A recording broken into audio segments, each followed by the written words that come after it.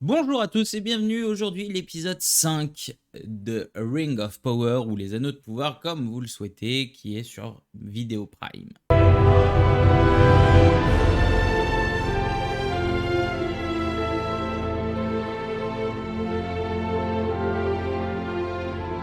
Et bien sûr comme d'habitude n'oublie pas de t'abonner, de mettre un like et de me dire en commentaire ce qu'il s'est passé pour toi devant l'épisode, ce que tu en as pensé.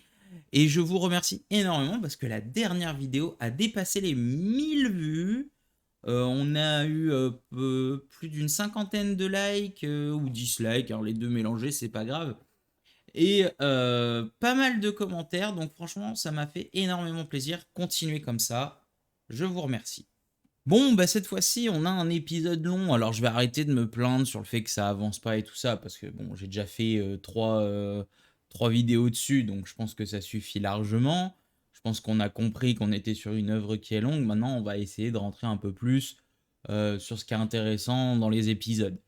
Euh, on a un épisode long du fait que, ben, au final, on a les quatre timelines, enfin les quatre groupes de personnages dans le même épisode, et je crois pas que c'était arrivé dans les autres. Donc c'est peut-être pour ça qu'il dure peut-être 10 minutes de plus que d'habitude.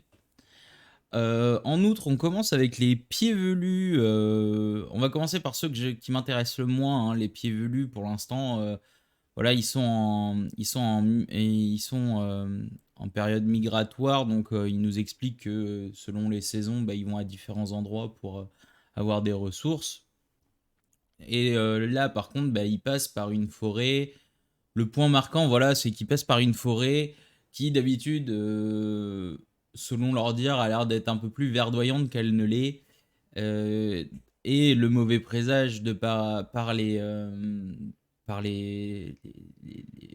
personnes qui composent ce groupe serait dû au fait que ça viendrait du vieil homme, alors que on ne sait pas forcément ce qu'il est. On voit qu'il défend Nori et son ami face à des loups un peu hybrides, on sait pas trop, en tapant le sol. Donc on sent qu'il y a quand même une force exceptionnelle en lui.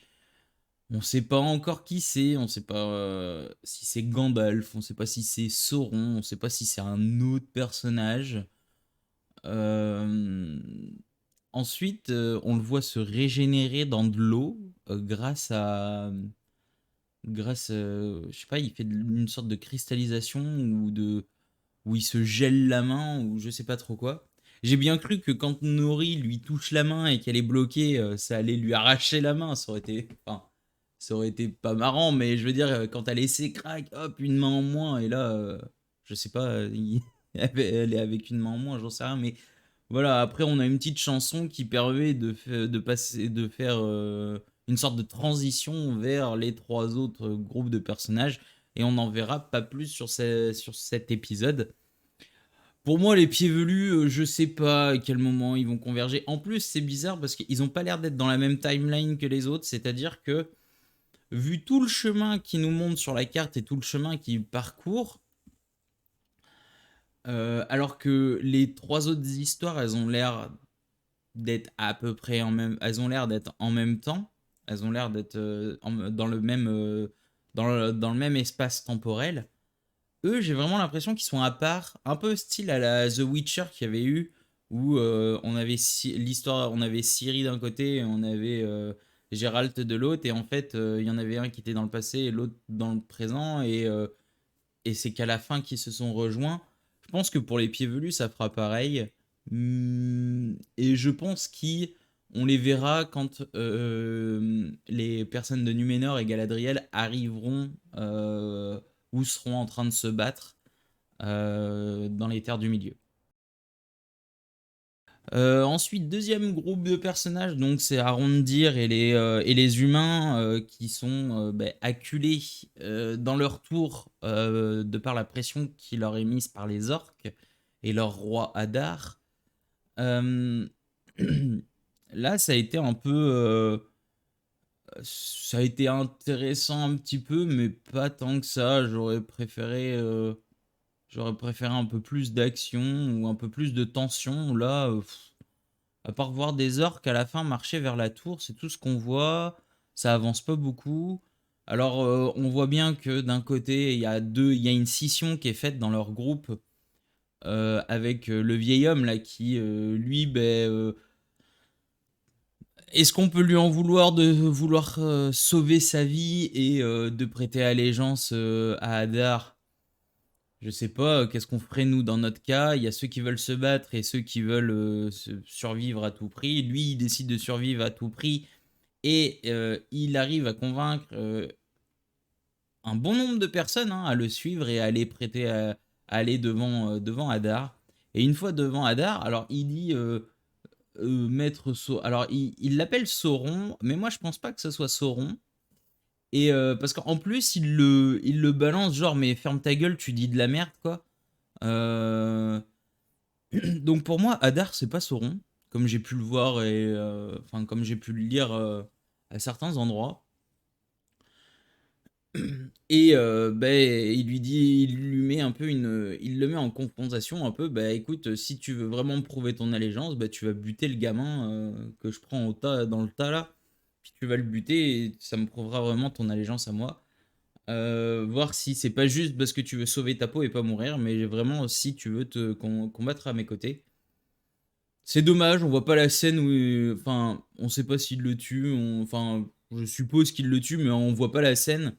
Du coup, ça fait pas de scène marquante et au final, bah, ça devient une scène OSEF. Je veux dire, c'est une scène qu'on a vue un peu partout.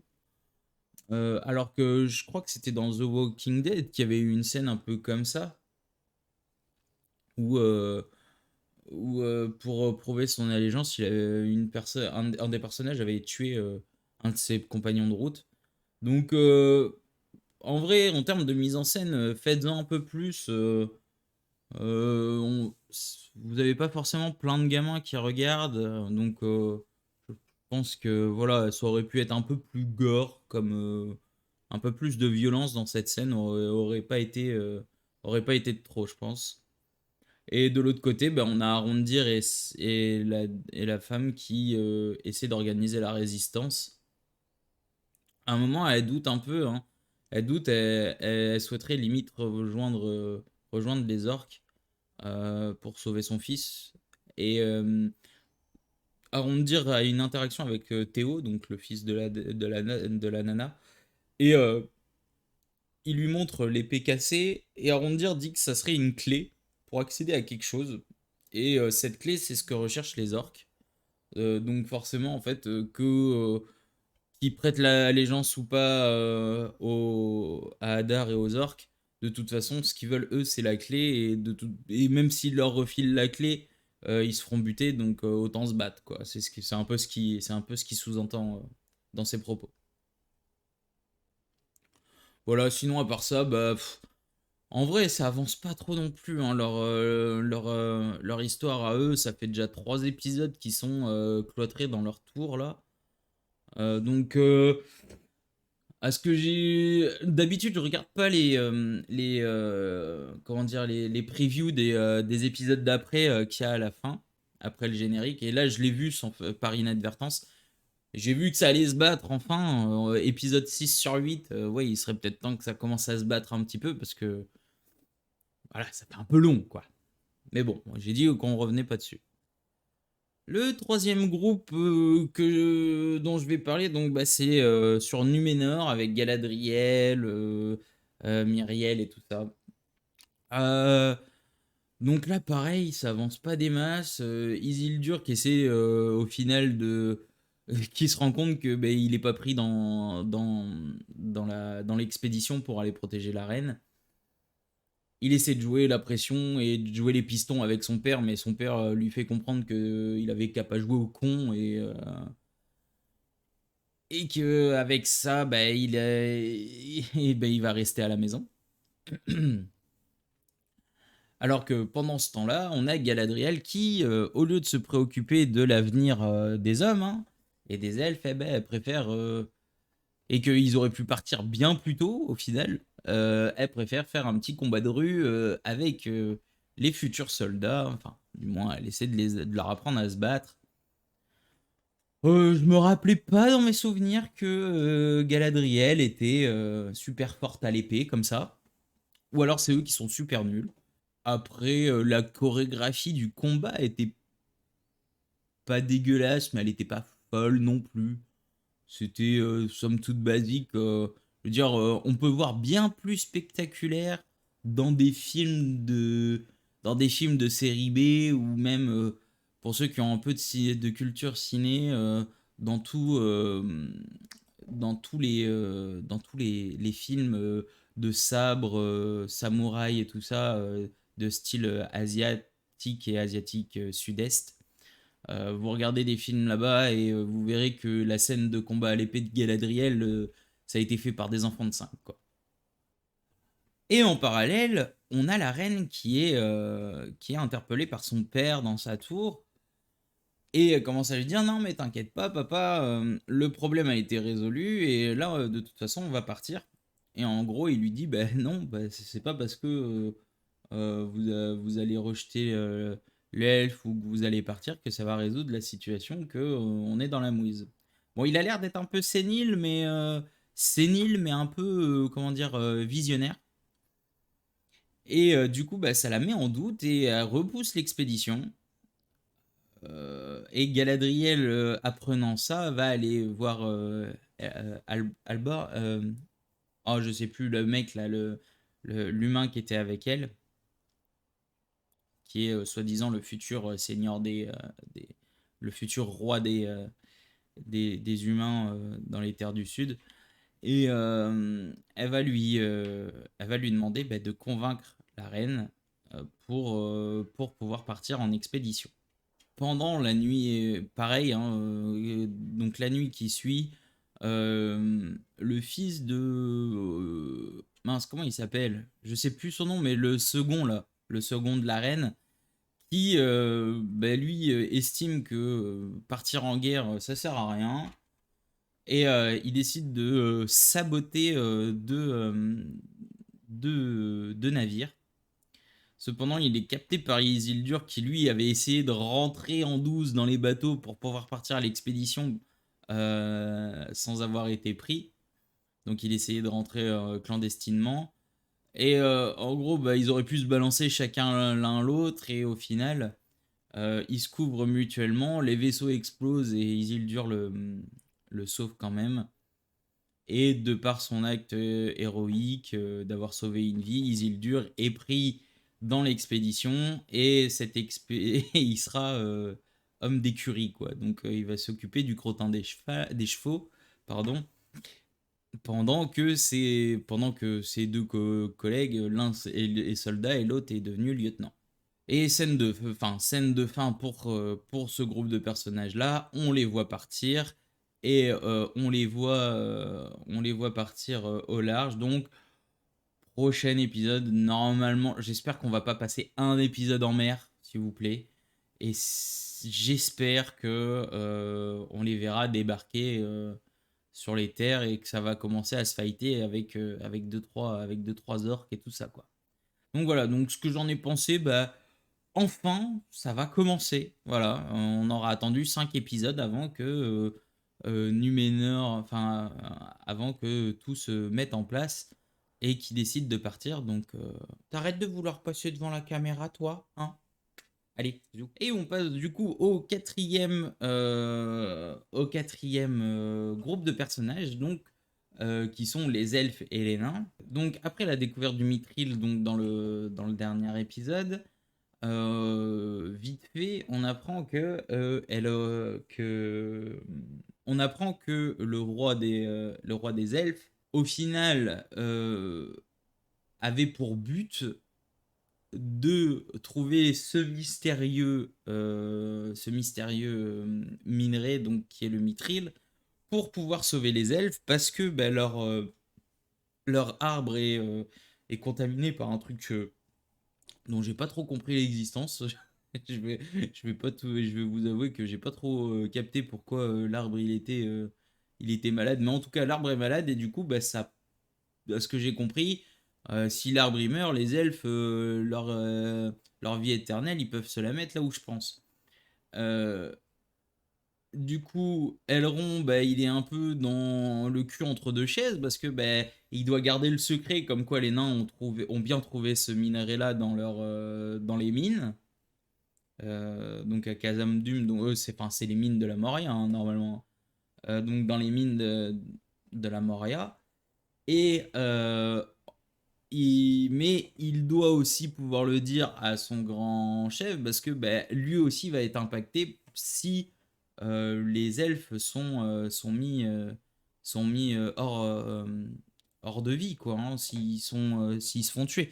Donc il a le cul entre deux chaises et en vrai, il, à son roi, il lui dit ouais, j'ai pas le droit de le dire s'ils l'ont trouvé, mais bon, c'est vrai que s'ils l'avaient trouvé, voilà, en gros, il leur dit sans leur dire, quoi. C'est un peu parce qu'il veut pas trahir sa promesse envers son ami, et que pour les autres, ça pourrait être une promesse dans le vent, mais pour lui, c'est pas une promesse, voilà, c'est une promesse à tenir. Et de l'autre côté, il le dit aussi à Durin. Enfin, il avoue à Durin que bah, les elfes, au final, euh, non, il le savait pas au début, mais que les elfes, au final, avaient demandé aux nains, euh, étaient intervenus auprès des nains pour pouvoir récupérer ce, ce minerai. Et j'ai bien aimé parce que il y a toujours cette petite pointe d'humour avec les nains. Et quand Elrond lui dit, bah voilà, vous avez le sort des elfes enfin, tu as le sort des elfes entre tes mains, et qui lui dit, vas-y, répète. Tu as le sort entre tes mains. Entre les mains de qui? Vas-y, répète. Voilà, il aime bien se faire mousser un petit peu. J'aime bien cette relation. J'aime bien la relation qu'a Elrond et Durin. Je trouve qu'elle est cool. Elle est très basée sur l'amitié, sur la confiance. Et enfin, ça fait plaisir. Ça fait plaisir à voir. Et donc, est-ce que l'on va voir. Est-ce que. Je sais pas, pour ceux qui connaissent bien. Pour ceux qui connaissent bien toute la mythologie du Seigneur des Anneaux, dites-moi, ça va être suite au fait qu'ils détruisent tout, normalement, enfin, qu'ils essaient de miner tout le mithril, qui vont tout faire exploser et que les mines de la Moria enfin, vont être inutilisables et qui vont réveiller le Balrog. Normalement, c'est comme ça que ça se passe. Je me rappelle pas, je me rappelle plus trop, j'ai jamais été trop en profondeur dans les histoires, mais je crois que c'est comme ça que ça se passe. Mais en tout cas, c'est vraiment le point que j'aime le plus.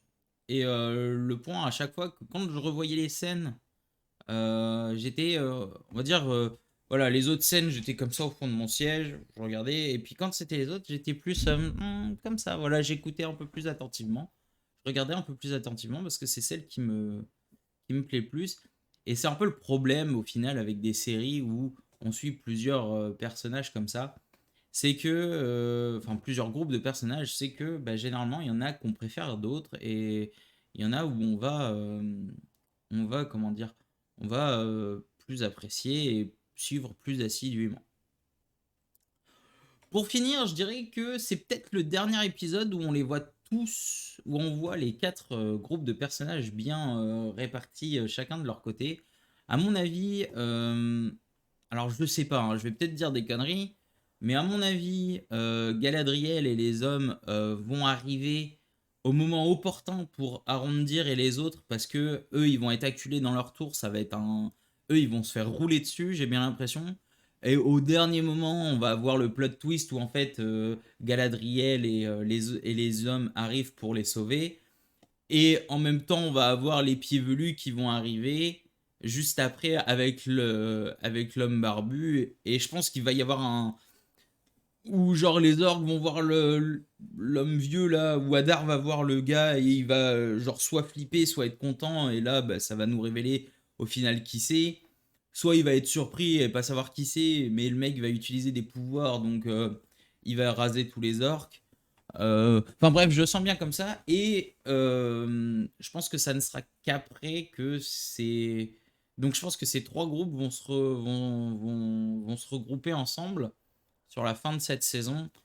Et je pense que pour les elfes et les nains, ils vont bien rester à côté. afin de forger tout un équipement en mithril et tout ça pour le reste. Pour le reste.